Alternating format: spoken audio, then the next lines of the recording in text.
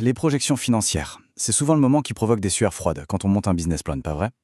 Et pourtant, c'est un exercice absolument crucial. L'idée ici, c'est de transformer cette anxiété en un véritable atout, un guide stratégique super puissant. Allez, on regarde ensemble comment faire. On l'a tous déjà vu, cette fameuse courbe en crosse de hockey, vous savez, celle qui monte en flèche et qui promet des taux de rentabilité incroyables. Le truc, c'est que ça ne marche plus. Franchement, les investisseurs, les gens qui ont un peu d'expérience, ils voient ça et ils lèvent les yeux au ciel. Ce genre de prévision, c'est presque un carton rouge direct, ça installe le doute tout de suite. Alors, pour passer de la science-fiction à quelque chose de solide, voilà notre plan de match. D'abord, on va s'attaquer au défi de la crédibilité. Ensuite, on verra comment construire son modèle financier. Après, on parlera de l'art des hypothèses, c'est la clé. Puis, comment on se prépare à l'incertitude. Et pour finir, comment on raconte une histoire qui tient la route avec ses chiffres. Voilà. Première partie, le défi de la crédibilité. Parce que c'est bien de ça qu'il s'agit au fond. Le but, ce n'est pas juste de remplir des cases dans un tableur. Non. L'enjeu, c'est d'avoir des chiffres qui inspirent confiance, qui racontent une histoire cohérente. Forcément, quand on porte un projet, on est enthousiaste, on y croit, et c'est normal. Du coup, on a tendance à être, disons, un peu trop optimiste dans les hypothèses. Et c'est justement ça qui allume les signaux d'alerte chez les investisseurs. Ils le savent, ils s'y attendent. Le vrai travail, c'est donc de combler ce fossé, de prouver que notre vision est ancrée dans le réel. Bon, alors comment on fait? On passe à la construction du modèle financier. Et là, il faut voir ça comme un véritable plan d'architecte pour son entreprise. C'est bien plus qu'un simple tableau de chiffres. C'est une machine où tout est connecté, où chaque élément a sa place et une raison d'être. Et ce plan, il se construit en 5 grandes étapes. Très logique. D'abord, le modèle de revenu. Concrètement, comment l'argent rentre. Étape 2, la structure de coûts. Eh bien oui, combien ça coûte de faire tourner la boutique. Ces deux-là, revenus et coûts, nous donnent le compte de résultat prévisionnel. À partir de ça, on peut attaquer les flux de trésorerie, le cash. Et seulement à la fin, on peut définir précisément les besoins de financement. Vous voyez, tout s'enchaîne, c'est une pure question de logique. Ce schéma le montre très bien. Tout est interconnecté. Un modèle financier, ce n'est pas juste une liste de chiffres mis les uns à côté des autres. C'est un système vivant. On prend une décision, par exemple on embauche quelqu'un, eh bien ça a un impact immédiat sur les coûts, donc sur la trésorerie, et potentiellement sur le besoin de financement. Tout est lié.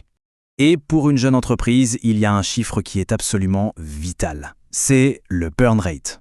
Littéralement, la vitesse à laquelle l'entreprise brûle son cash chaque mois pour payer ses charges. C'est, sans exagérer, un indicateur de survie. Il faut le connaître sur le bout des doigts. Et ce burn rate, il nous amène directement à une autre notion cruciale, le cash runway. C'est en quelque sorte l'autonomie de l'entreprise. En gros, combien de mois on peut tenir avant d'être à sec? On prend le cash qu'on a en banque, on le divise par le burn rate mensuel, et voilà, c'est le compte à rebours. C'est le temps qu'on a pour devenir rentable ou pour trouver l'argent frais. On arrive maintenant au cœur du réacteur, l'art des hypothèses. C'est vraiment la fondation de tous les chiffres. On peut avoir le plus beau modèle Excel du monde. Si les hypothèses qui sont derrière sont bancales, tout l'édifice s'écroule. Les chiffres ne sont qu'une conséquence. Et donc, la question qui tue, celle que n'importe quel interlocuteur sérieux va poser, c'est « Ok, mais ils sortent d'où ces chiffres ?» Et là, la réponse ne peut absolument pas être « c'est une intuition » ou « ça me semble bien ». Chaque chiffre, chaque hypothèse doit être justifiée, ancrée dans une réalité, que ce soit une donnée de marché, un devis, un test. Pour construire ces prévisions, il y a globalement 2 grandes méthodes. La première, c'est l'approche top-down. On parle de la taille totale du marché et on se dit « bon, je pense pouvoir en prendre 1%. » La deuxième, c'est bottom-up, et c'est souvent plus crédible. Là, on part du terrain. Combien d'appels peut passer un commercial? Quel est le taux de conversion de notre site web? Et on construit le chiffre d'affaires brique par brique. Le top du top, c'est de faire les deux et de voir si les résultats se rejoignent. Ça, c'est du solide. Et bien sûr, il y a des erreurs classiques à éviter, des vrais signaux d'alerte. Par exemple, une croissance des ventes qui sort de nulle part, complètement irréaliste, des coûts qui ne sont basés sur aucun devis, un budget marketing à 0 alors qu'on vise des millions de ventes, un autre grand classique, oublier le besoin fonds de roulement. La croissance, ça coûte cher en cash. Ce genre d'oubli, ça peut tuer la crédibilité en 1 seconde. Ok, maintenant qu'on a un plan, il faut accepter une vérité. Ce plan sera faux, oui, forcément. Une prévision, ce n'est pas une boule de cristal. L'objectif d'un modèle solide, ce n'est pas de prédire l'avenir avec exactitude, mais de se préparer à l'incertitude et de tester la résistance de notre projet. Et pour ça, l'outil roi, c'est l'analyse de scénario. C'est assez simple en fait. On construit 3 versions de notre plan, un scénario de base, celui qu'on pense le plus probable, un scénario optimiste, si tout se passe super bien, et, le plus important, un scénario pessimiste. Qu'est-ce qui se passe si on est en retard, si les ventes sont moins bonnes? Ça permet de voir jusqu'où on peut aller et de savoir quand tirer la sonnette d'alarme. Pour aller un cran plus loin, il y a l'analyse de sensibilité. Là, l'idée, c'est de prendre les hypothèses une par une et de les faire bouger. Par exemple, et si mon taux de conversion n'est pas de 2%, mais de 1,5%? Quel impact sur mon cash?